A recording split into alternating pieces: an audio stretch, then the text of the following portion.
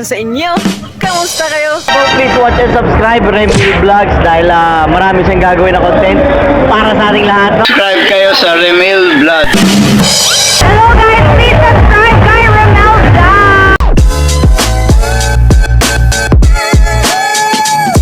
Yung ating 2 months and a half, ayan na mga kanaway, may doom. Sinama natin dito sa ating 2 months old. Kasi yung ating raptor round head na inahin, ayun oh, na pinaris natin dito sa kanyang anak. O itlog na ngayon. So dito siya natin ilalagay kasi ito si Puti naglimlim na, napakasipag ni Puti. Dito silipin natin. Ayan oh. Nalimlim na, bali yung nililimliman niya is siyam na pirasong itlog.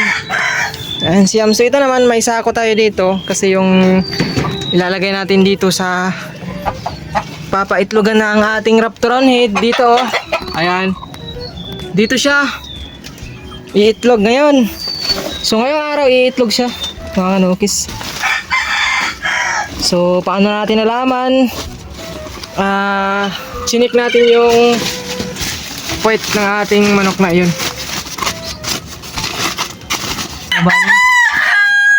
Dito natin papaitlogin. So ganito yung setup pero aayusin ko po muna ito mga kanukis. Ayan.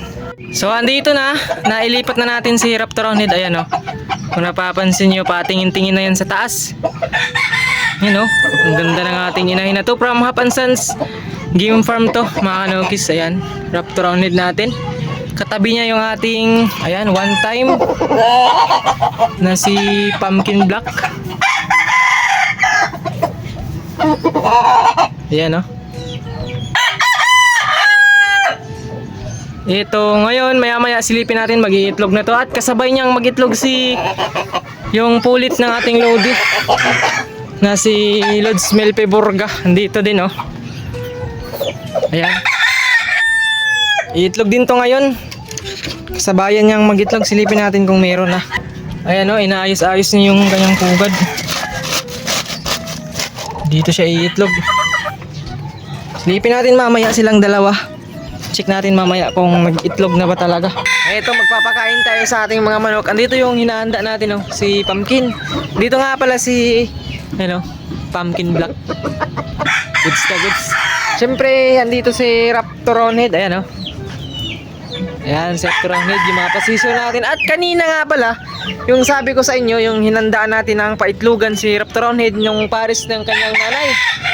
At yung ating pulit ni Lods Melpeborga. So andito silipin natin.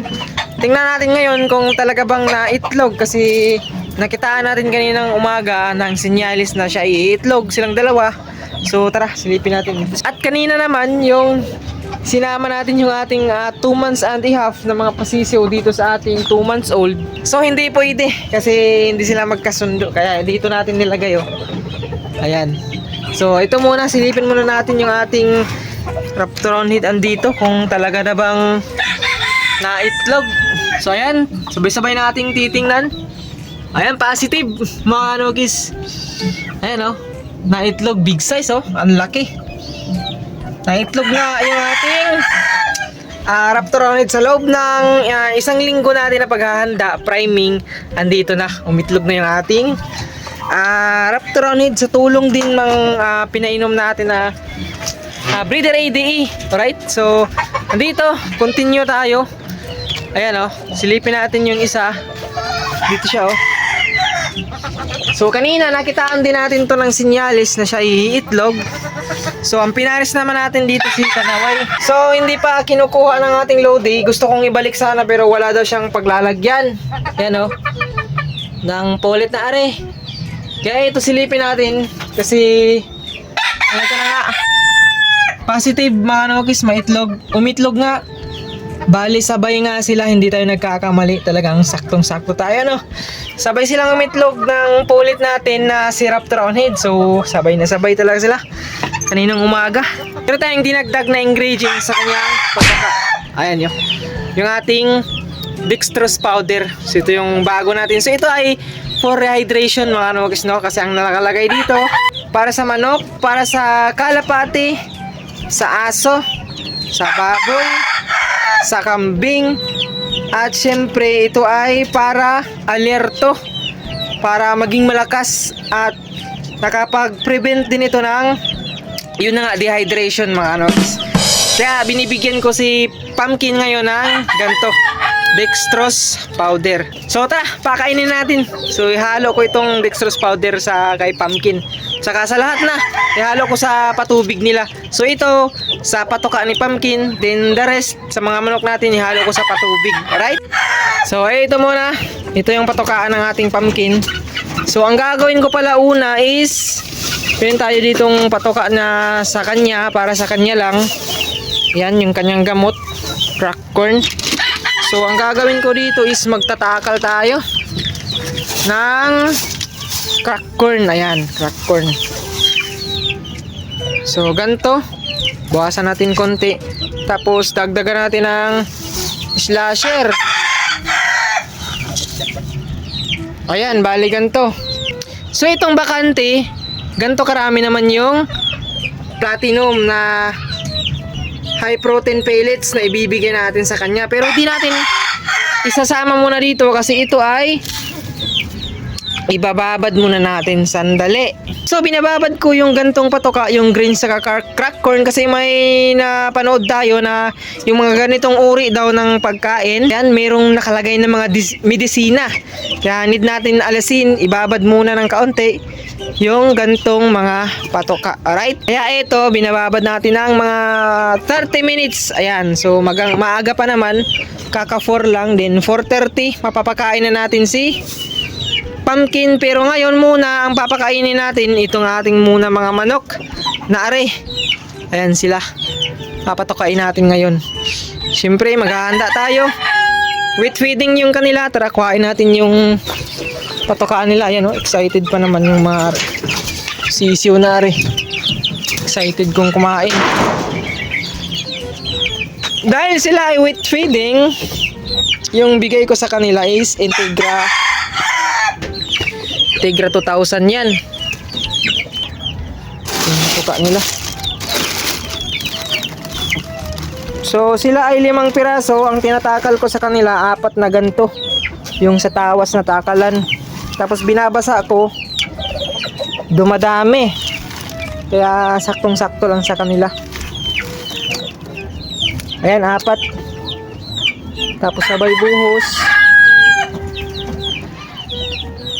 Tapos shake natin ng kaunti.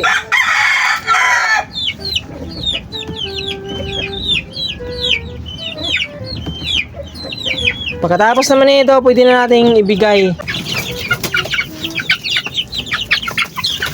Yan, oh. 5 piraso na lang sila. Na-out na yung Pumpkin, nakuha na. So yung 2 kanawayo nakuha na din. Ito na lang sila. 3 lalaki na lang yung natira. So ganyan yung ipapakain ko sa kanila is hindi muna with feeding, dry muna. So tara, kuha tayo ng patoka.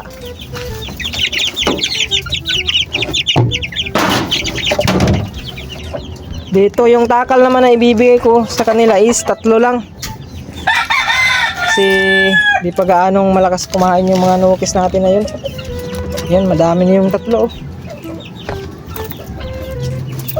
So dry sila. Pag tungtong nila ng 1 month up, dun ko na pinapasok ng with feeding. Kasi gantong edad, babad pa kasi sa patuka, kaya dry muna. Kasi kapag with feeding yung binabad mo, napapanis ng madalian lang yan. Kaya dry muna sila. Ayan, oh. 1 month na sila ngayong June 20. Ayan, 1 month na sila, June 20. Ang bilis, ano?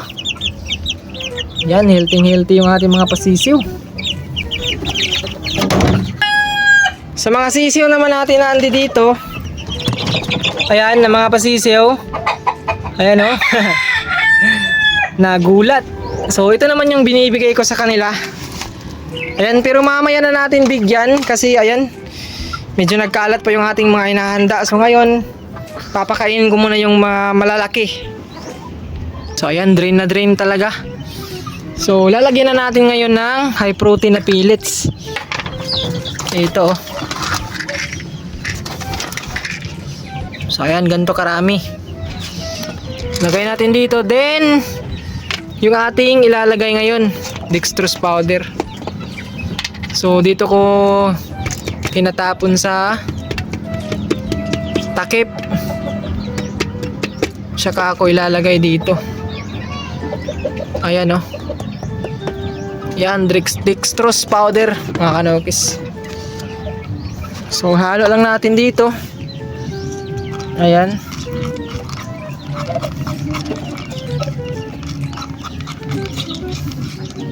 Pasensya na kayo mga kanokis, di pa kasi tapos tong ating backyard. Meron pa tayong gagawin dito.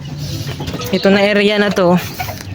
Ayan, sisirain natin. Maglalagay tayo ng mesa, upuan, para nang sa ganun di tayo mahirapan. Dito na, nilalapag lang natin yung mga paanuhan dyan, oh. So tara, bigay natin to. Ayan, malakas tong kumain si Pumpkin, oh.